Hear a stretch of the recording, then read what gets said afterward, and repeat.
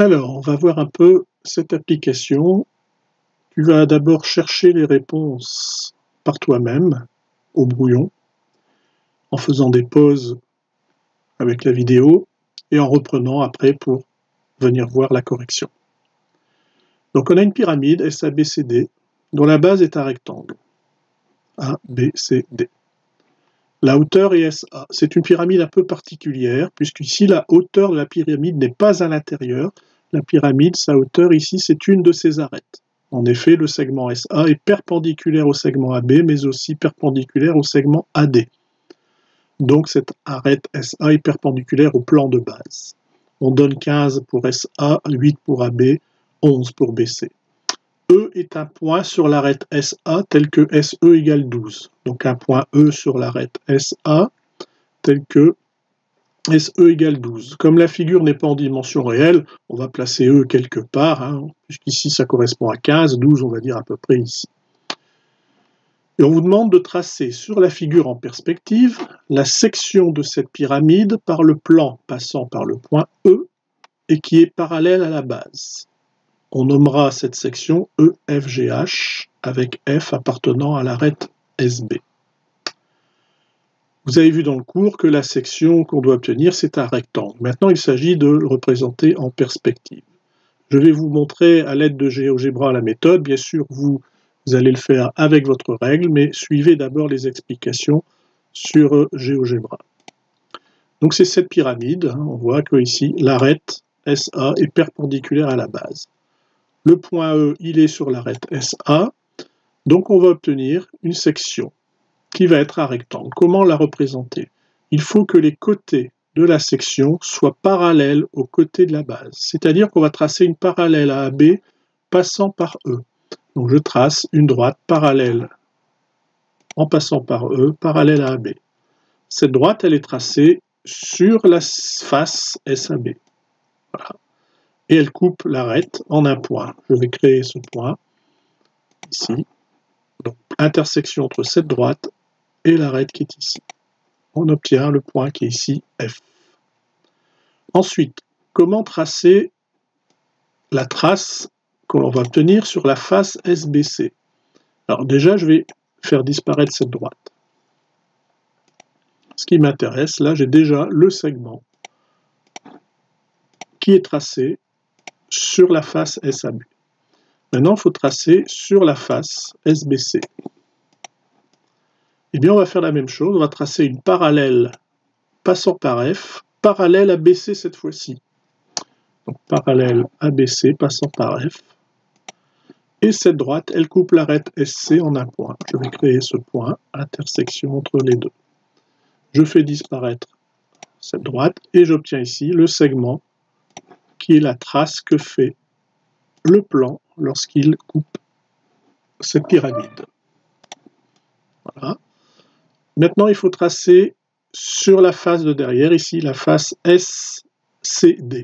Eh bien, on va avoir un segment comme ceci qui va être parallèle à CD. Donc, même principe, passant par G, parallèle à CD, et il coupe le segment SD en un point. Je vais placer ce point, intersection de l'arête et de la droite. Erreur de manipulation, effacer.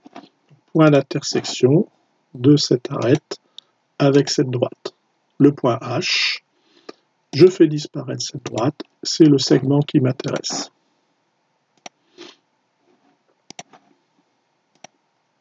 Voilà, et il reste à tracer la trace qu'il y a sur la face ici derrière. Et bien là, c'est déjà fait, on a le point H et E, ça va automatiquement tracer un segment parallèle à DA. Voilà ce que vous devez obtenir sur la figure de votre fiche d'exercice. Tracer des segments parallèles à chaque arête de la base. Voilà. Voilà donc la figure à obtenir. Maintenant, tu vas essayer de répondre aux questions et on va voir les corrections avec les explications. La section EFGH, c'est donc une réduction de la base. Ça, c'est le cours qu'il faut connaître. Quelle est la valeur du rapport de réduction, ou du coefficient de réduction que l'on a appelé K? D'après le cours, le coefficient de réduction, c'est la hauteur de la petite pyramide divisée par la hauteur de la grande pyramide. Comme ici, on nous dit que SE vaut 12 et que SA vaut 15, c'est donc SE divisé par SA, 12 sur 15, 4/5, 0,8, coefficient de réduction. Comment calculer EF? Puisque EF est une réduction de AB, ça veut dire qu'on obtient EF en multipliant AB par le coefficient de réduction. EF égale K fois AB, 0,8 fois 8, 6,4 cm. Calculer l'aire de la base, appelée A1, puis en déduire l'aire de la section EFGH qu'on appellera A2.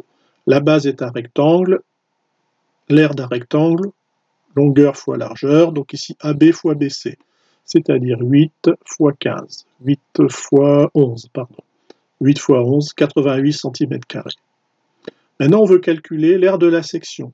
Eh bien, on n'a pas forcément besoin de connaître EF et FG, puisque le cours nous dit que lorsqu'une figure est la réduction d'une autre, il y a multiplication de l'aire par le carré du coefficient.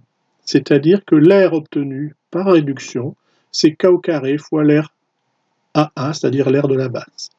K au carré, donc 0,8 au carré fois 88, qui donne 56,32.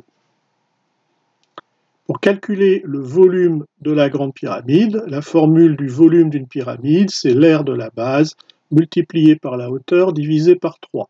Donc ici, R de la base fois SA divisé par 3. 88, qu'on a obtenu ici, fois 15, la hauteur, divisé par 3, 440 cm3. On demande d'en déduire le volume V2 de la petite pyramide. D'après le cours, la petite pyramide est une réduction de la grande, et quand il y a une réduction de rapport K, ou de coefficient K, les volumes sont multipliés par K au cube, c'est-à-dire que le volume de la petite pyramide, c'est K au cube multiplié le volume par le volume de la grande pyramide.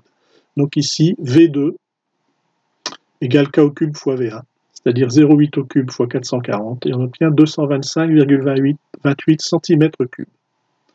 Dernière question, déterminer le volume du tronc de pyramide.